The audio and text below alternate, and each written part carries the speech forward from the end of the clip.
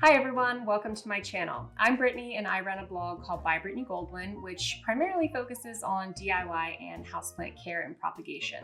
Today I'm going to be sharing a care overview video for one of my favorite Hoyas you see here, the Hoya Linearis. So as you can see, my Hoya Linearis is pretty mature. I did buy this plant locally about 2.5 years ago.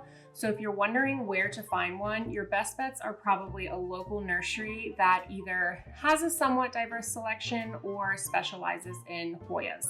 When I got this plant, it was about down to here, and it was not nearly as full as it is now.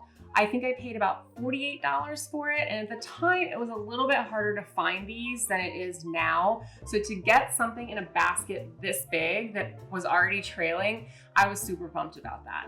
Now I think it's a little bit easier to find them in local nurseries and online, of course, but you typically will find them in smaller pots, like a 2-inch pot, 4-inch pot, maybe a 6-inch pot. They may be trailing a little bit, but they generally are only trailing a tiny bit or not much at all. I had tried propagating this plant from a cutting that I got through a plant trade group on Facebook. However, I killed it. So I just wanted to bite the bullet and get a full plant. And I have had a lot of luck with this plant, as you can see. I think that once you find a spot that the Hoya Linearis is happy in, you really don't have to do much at all. I pretty much ignore mine because I found a spot that it's happy in and it's doing great. And I'm going to tell you all about how I've kept it happy. So as for light, as with a lot of Hoyas that you'll find in local nurseries, they are tropical plants. They are in their natural habitat used to growing under dense trees, canopies, and so they block out a lot of direct light. Too much direct sunlight will burn leaves or scorch leaves on Hoyas. Sometimes some Hoyas can get sun stressed where they just change color a little bit and it's more of like a cosmetic look. Others can get burned if you give them too much direct light. So I would stick with plenty of bright indirect light for this plant. So if you have it in a super sunny window, you may need to add a sheer curtain or move it a little farther away from the window. Personally, I have not had any issues with burning having it right by either south or west or southwest facing windows. In our old house, I had it in our sunniest window of the house and it did great.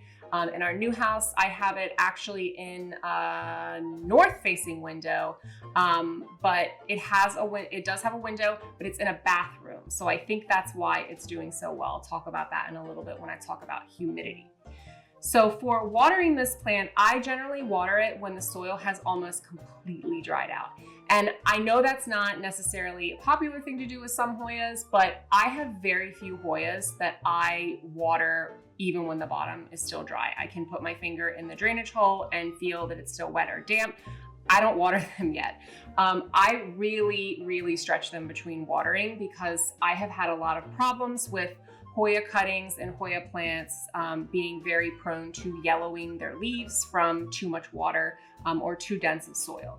I still have this plant in the soil it came in from the nursery. When I eventually repot it, I will use a mix just like any of my other Hoyas, something really chunky, something well draining, an indoor potting mix that I mix in either some coconut husks, coconut chips, or some coco coir, which is a great alternative to peat moss, and of course some perlite to help with drainage as well.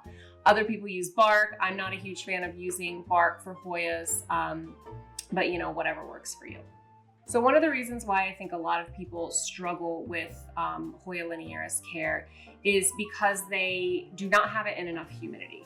I personally have not had a ton of issues with this plant in humidity because I think even though I've kept it indoors, I've had it in pretty humid environments. In our old house, I had it in an area where I set a humidifier when I remembered to clean it and fill it up because I'm kind of lazy about humidifiers sometimes. And then I moved it to a bathroom that had a window. Even though it was a small window, it was a south-facing window, so it got a lot of light. And then in our new house, I have it in my daughter's bathroom. So since she's a kid, she takes hot baths every night. Sometimes I just turn on the shower with the steam. I think that helps this plant I think it helps the humidity levels for it.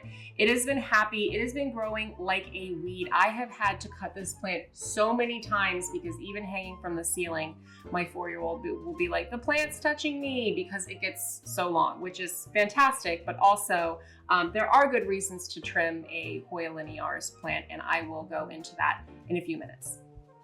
If you live somewhere that has all 4 seasons like we do here in Maryland, you will definitely want to bring this plant inside if you choose to summer it outside for the spring and summer.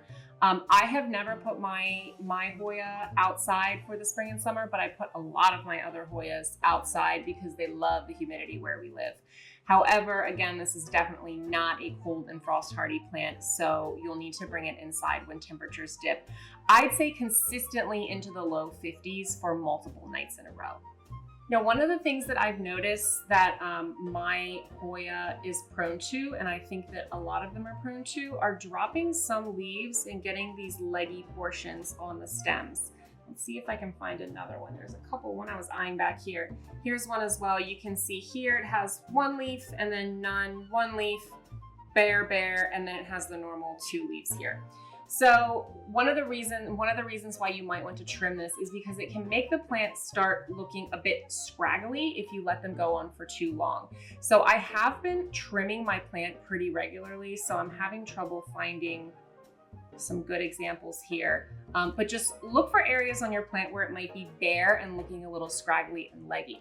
And I know that it can be hard to cut off growth on your plant, but trust me when I say that this plant will benefit from being pruned.